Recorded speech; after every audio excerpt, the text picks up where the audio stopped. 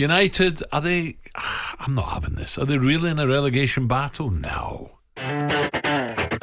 Acrimony off the field, leaky roofs, leakier defences, the Rashford saga, 5 defeats in 7, and strikers struggling to score goals. Really concerned, and if you see the league, it's really tough. Ball into the centre, and Isak is arriving in between the two centre-halves to head down and in, and Manchester United have breached within 4 minutes at Old Trafford. But when you've got 2 players in the middle of the park who aren't particularly athletic against 3 that are, you're asking for trouble. And we'll fight for our lives, so we have to continue. It's an extraordinary team selection from Ruben Amorim, and after a month we're questioning the manager again. In towards Joe Linton, up there with a header, and it's past Onana. No Bruno, no Rashford, no Shaw, no goals, and a downcast, downbeat Old Trafford. Rashford's his most dangerous forward, and he doesn't want to play him because he said he wants to leave. I mean, it's chaos. And Amorim is being taunted by the Newcastle supporters. It's a little bit embarrassing to be a Manchester United coach and to lose a lot of games. This is the worst they've been in nearly 45 years. 7 points above the bottom 3, and United on a losing streak. Could they even be in relegation danger this season? Ruben Amorim mentioned the word survival the other day. He didn't really mean relegation, but he might have to start prioritising it the way it's going. Nah, I'm not having it. Although, saying that, the defeat to Newcastle was United's 3rd Premier League loss in a row and the 5th in the last 6 league matches. By the way, first half they got battered by Newcastle, didn't they?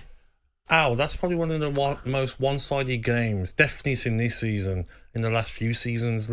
Newcastle were playing like it was a testimonial. They were just doing 1-2s, having fun. Isak was coming off and doing nice little Cruyff turns. It was like a fun day out first half. They improved second half, Manchester United, but I the don't game know was how you gone. feel. Listen, I know they're struggling at the back, but midfield for me is United's biggest problem. They don't dominate. At second half, they got a bit better, but they don't. There's no real, for me, fantastic pace and class in that midfield area. But I just don't look at how you can have a midfield of Ramirez, Joe Linton and Tonali, and then you as a manager think, I can put Casemiro and Eriksen against them. It's like, come on. You know what I mean? Now, 64 years of age between both of them. Yeah. Both 32. No legs. And he knows he made a mistake. And Paul Xerxes got took off after 33 minutes. I don't like this reception he got when he came off. That does no good to any player, or even his teammates are going, oh God. Especially a young player. 23 years of age. That's not good. Not good at all. It's the lowest position United have been in the turn of the year since 1989, when they were 15th on New Year's Eve. Oh dear. Let's get thoughts from a man who's a big part of United's 3 Premier League title wins between 2008 and 13. A very good morning, former coach René Meulensteen. René, good morning. Happy New Year, René. Good morning, René. Happy New Year. Happy New Year to you guys. Where are you, René? You here? Are you up in Manchester, or are you abroad? Where are you? I am in Holland at the moment. I celebrated New Year with my son, who came up from Italy. So it was a good time. Oh, lovely. Whereabouts, René, are you? Because at this time of the year, Holland gets murky and misty off that North Sea, doesn't it? It definitely has. But I'm sort of closer to the German border. But it's been very grey, wet and damp. So not much fun, to be fairly honest, weather-wise. Well, it's grey at Old Trafford at the moment, René, and people are talking about relegation. I can't see that, but can you?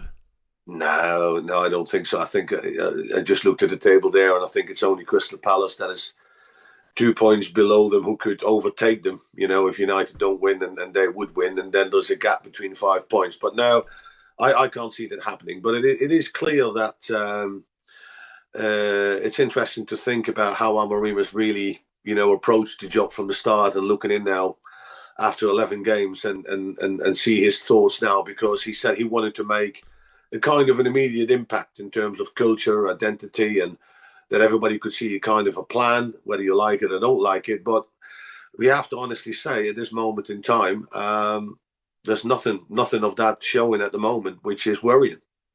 René, I know you would have watched the game. I really didn't like the reception that Xerxes got, because I thought watching the game, he wasn't worse than any other Manchester United player. He was the one chosen by the manager. That's his decision. I don't really like first half subs, but you know him better than most of us, playing in that, coming from Holland himself. Yeah. I'm lost for words, really, René. Seeing him go through that, I just felt for him as a person. Yeah, it is tough. It is hard. It's obviously not the first time that has happened in the world of football, but it's never a good sign if managers have. And basically, it was a sign of that Hammerim himself. He was saying, I got it wrong. Like you said before, Gabby, and he did get it wrong. You can't start a midfield with Eriksen and Casemiro against an athletic, energetic midfield player, and teams capitalise on that. And Zirkzee paid the price because he had to do something, in that respect. But I think he needs to have a quick and a really good conversation with him to making sure that it wasn't anything personal in that respect. But the reaction came, I think, as much as like a total frustration for all the Manchester United fans in terms of how could you get it wrong from the start. And then Zirkzee obviously, got a reaction. But hopefully the boy doesn't read too much into it and he carries on. He's a good kid. He's a good player. Has he got a future, do you reckon, René? Sorry, Alan, because he's a good player, isn't he?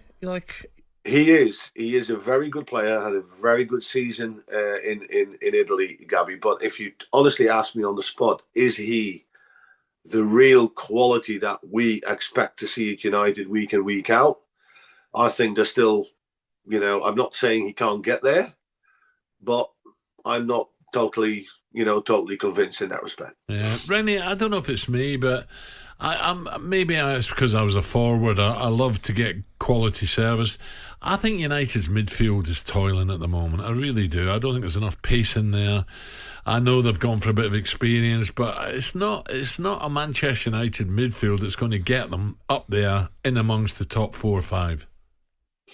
No, not with those, with those players like you said. If you got Casemiro and Eriksen, who have been both great players, great careers, but it's obviously they're coming to the end of their careers in that respect, and the Premier League is so dynamic, and as soon as the game gets stretched a little bit, these players get outplayed, they get overrun. That's one of the problems that I agree. It has had, and there are some obviously some good young players there as well with Kobe Mino, but they're not the finished article yet. So they brought Ugarte in. And again, he's to try to find his feet in the Premier League, and for Manchester United, especially in a team that is not playing really well, it's difficult. Yeah.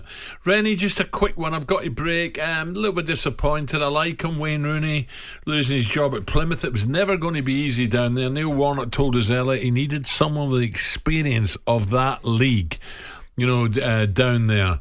Mike went and helped him out, but Warnock's saying, no, you need someone who knows the league a lot better. He needed a bit of help down there, and obviously no money at Plymouth, so I felt sorry for him. You haven't spoken to him at all, have you?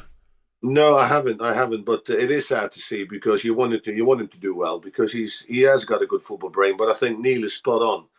I mean, being a good coach, being a good manager, and having great ideas about football, you need to understand the field where you're working in, and I think Neil is absolutely spot on to say, listen, I think probably it's a funny thing to say, but if Neil Warnock would have helped him with him and would have been there with him, I think it would have been maybe turned out differently. But shame to see him go. René, Happy New Year, yes. And thank you. We'll talk later. Thank you very much. Enjoy the weekend's football coming up. René Meulensteen there. talkSPORT Breakfast with Alan Brazil. Thursday and Friday morning, 6 till 10. On AM, on DAB, via the talkSPORT app and on your smart speaker. talkSPORT.